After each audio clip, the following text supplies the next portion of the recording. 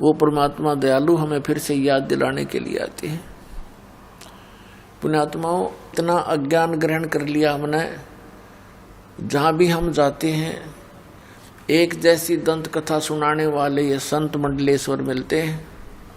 ये महंत मिलते हैं जिनको कख का पता नहीं, अध्यात्म मार्ग का, और हम इनको परम संत मान के, महाविद्वान मान करके हम इनकी प्रत्येक बात को बगैर किसी ऑब्जेक्शन के हमने स्वीकार किया। अब पुण्यात्माओं, अब तक तो हम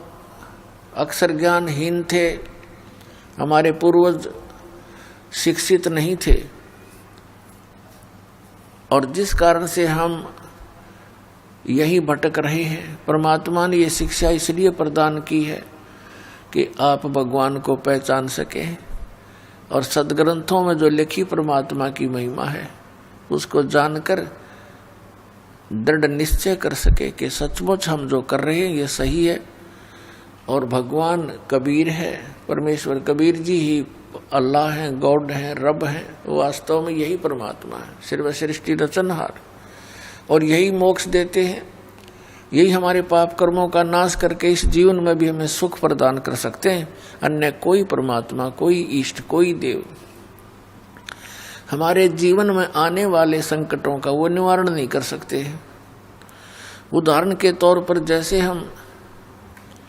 श्री कृष्ण जी की महिमा सुना करते थे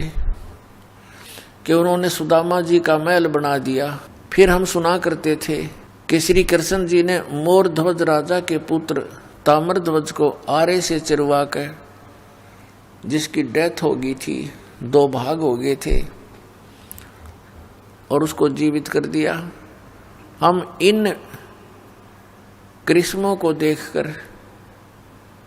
इनको भगवान माना करते थे, लेकिन हमारी बुद्धि अधिक काम नहीं कर रही थी, क्योंकि हमारे पास कोई और विकल्प नहीं था, हमारे पास कोई ऐसा मेजरमेंट का साधन नहीं था जिससे इन भगवानों को हम माप सकें, तोल सकें, इनकी तुलना किसी से कर सकें।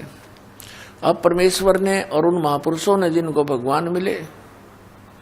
उन्होंने हमें ये एक पैमाना दे दिया ISI मार्ग का, वेदों और ग्रंथों से प्रमाणों का। तो ये